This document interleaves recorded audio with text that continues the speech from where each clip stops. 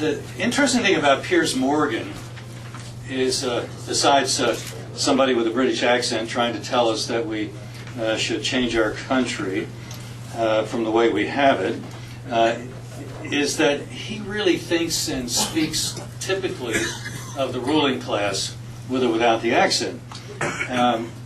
He seems to be very comfortable with the idea that there are certain people that were born to rule. Obviously, he's part of that class by assumption. And then the rest of us are just sort of out there to be ruled. That's what we were born for. And you see this incredible arrogance of these people, and they're not embarrassed at all about any ignorance they might display. I'm thinking in particular of Double-Barrel Joe, otherwise known as Vice President Biden. Here's a guy that's given the nation lessons in shotguns. Birdshot Biden. And when he made the statement about the shotgun is obviously so much easier for a woman to handle than those terrible AR-15s, somebody took him up on it, and they, at least one, and they made a video of several ladies firing a shotgun. I would wager probably for the first time they ever did that, and they ended up back on their backside, and I think it was unrehearsed, because one of them, when she got up, was halfway up saying, "Alan!" So she hadn't had any idea what to expect. Others said the gun flew out of their hands, which really smarts when that happens. And then that terrible AR-15 was managed by the last lady in the video.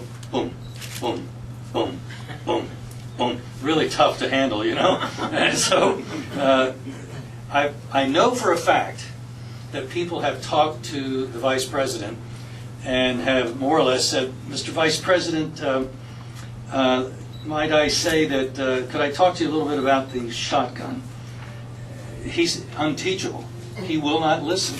He just knows it all, because after all, he's part of the ruling class. So who are you to tell him anything about his comment as a shotgun? I just hope his wife didn't follow his advice, because she could have gotten arrested for just shooting through the door. Besides, it might be the Vice President there. Mrs. Biden, are you locked and cocked? You know, one of the times that I saw the mentality of the ruling class in action was a debate that I had on CNN International, and it was on the eve of the Brits putting through their law to ban virtually all guns in England, in Britain, Great Britain. And I was debating a British member of Parliament, a conservative, what they call a conservative, and that was one of the lessons I've had about just how to the left conservatives are in Europe. Very, very few genuine conservatives. They just don't understand. So when they look at us, they think we must be crazy. But of course, when we look at them, we think they must be a bunch of losers, which they are. So I'll stick with my condition, I guess. So anyway, I was explaining to this member of Parliament that you're on the verge of outlawing virtually all guns. I'm not a prophet, but I can tell you just from the laws of human behavior and what we've seen in our own country, thanks to the work of Dr. John Lott, that you're going to see almost certainly a spike in your violent crime. And in fact, they haven't had much of an increase. They have had some increase in the murder rate, but it's still quite low. I'll give them that. But their violent crime rate, they're the fourth most violent country in the world. Salvador, Honduras, Jamaica, England. And so if you don't mind getting your nose busted when you're out to the movies, great place to be. So anyway, I said, I can predict to you, virtually certainly, Mr. Member of Parliament, that this is going to happen. And he said, "Oh, I say, anybody that would say that, he would say is quite flaky." And I said, "I know you would. That's why we're no longer British." Now, to talk the way I'm talking, and actually to react the way you're reacting, indicates that Janet Napolitano has our number. We are on the suspected terrorist list for good reason, because we've questioned the ruling class. And that terrorizes the ruling class, just to suggest that you're not legitimate. You don't belong there. We're going to disregard you. We don't care what you say. You're irrelevant. And if you get in our way, you won't be so irrelevant, and we'll deal with you then. That's why we have a Second Amendment. Oh, they hate to hear talk like that. It's bad enough we want to shoot criminals and things like that. But that we would actually talk about guns as a way of defending ourselves against the government? How dare you? That's seditious. I would suggest that things have gone far enough in our time that they could even conceive of making that accusation when it is they who have subverted the Constitution and the founders' order of government. They just don't get it. So we're going to have to go over their head. And actually, that's why I think it was very helpful to have Piers Morgan behave the way he did. Because the stereotype is supposed to be that the gun guy has one tooth, bib overalls, and is sort of angry about everything as he's taking a swig out of his corn pone jug. And when he was the angry white man, when the two of us were talking, that kind of busted a bunch of stereotypes. It's actually angry liberals that I've come to conclude would be my one exception to my otherwise purist Second Amendment views that everybody ought to have a gun. I'm not so sure we should let angry liberals have guns. They have anger management problems, you know. And so, and Piers Morgan has been part of that education.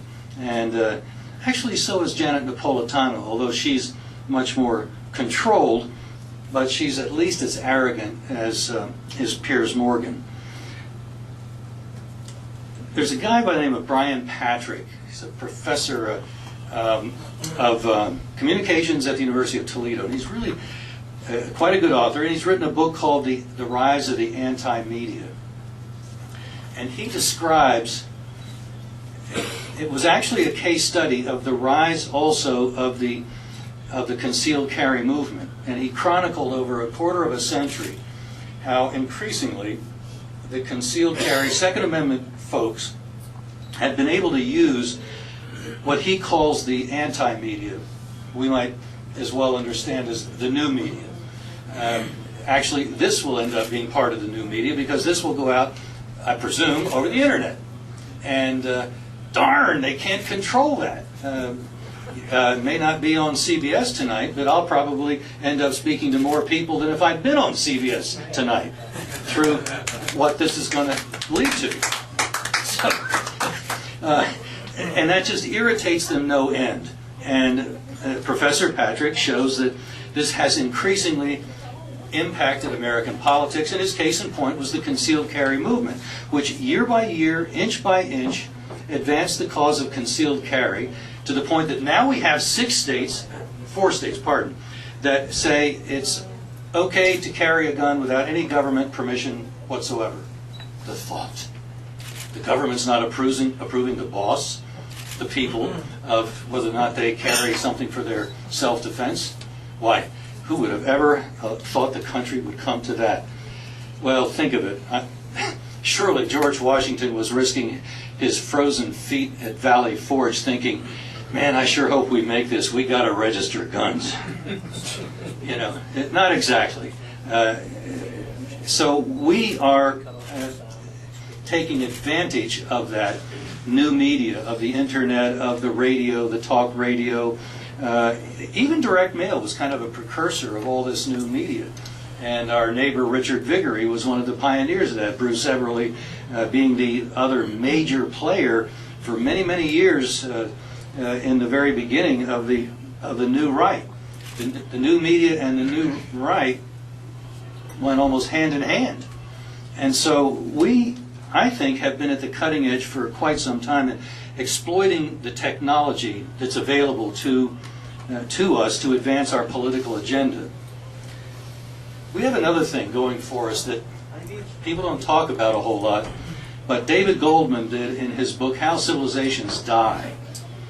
And in that book, he pointed out that when a country urbanizes, and people obviously leave rural areas, children no longer have an economic value. and people have fewer children. Because in an urban environment, rather than being a value economically, they're an economic burden. And so birth rates plummet. Also, women are more in the workforce, outside the home, and so these things converge. And that leads to a birth rate which in Iran is below the replacement rate. In many countries, in all of Europe, I don't know of an exception, they're all at maybe 1.1, 1.3, and you got to be at least at 2.1 to be breaking even. And we're just ahead of that, and that's, nationally that's because of immigration. But there's something interesting inside those numbers. On the right and left coast, they are dying. They're aborting or just not having children. And so they're not reproducing. So whoever lives in San Francisco 30 years from now is not likely to be the the grandchildren of the commies that are there now. It very likely will be our heirs that are living there, because we're the ones, the people of faith, be it Jewish, Catholic, Protestant, we're the ones who, when we take our faith seriously, we also tend to have larger families. And that bears out across the world. And so I would say we're on the winning side just because of demography, but also because I think our ideas are beginning to catch hold. And we were talking about whether the young people are with us or against it, and I acknowledge the impact that the university has had, but I also see that as people have been out of college for, say, a decade, they begin to think differently about how really cool it is for the government to spend all that money, because they finally figure out where all that money is coming from. And we all get a little possessive after we've worked a hard week and somebody comes in and walks away with it all. So I think in a general sense we can be cautiously optimistic that we are heading in the right direction. Our opponents are heading in the wrong direction.